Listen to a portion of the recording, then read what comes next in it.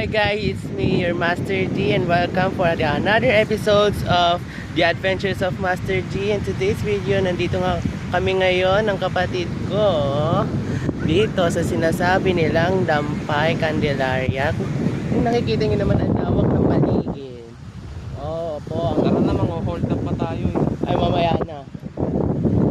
Grabe, as in, ang lawak sa ngangin, be. Tapos ang ganda ng langit. Ang ganda. Tapos ang ganda din ng araw. Ang dami rin mga bisita dito. Ang dami rin mga bisita lang. Oh, mga naliligo sila. Tapos may mga puno, may nagpa-vlogging pa, may nagpipicture-picture. Tapos tingnan niya, ang ganda ng dagat. Oh, ang ganda ng dagat. Grabe. Oh, tapos ito naman yung kapatid ko. Mga hold up pa daw siya. So, yun na muna guys. Ito muna yung video muna natin ngayon. At may kasabihan pala tayo na kapag kumain ka ng masustansya pagkain, manligaw ka sa kapwa mo, ha?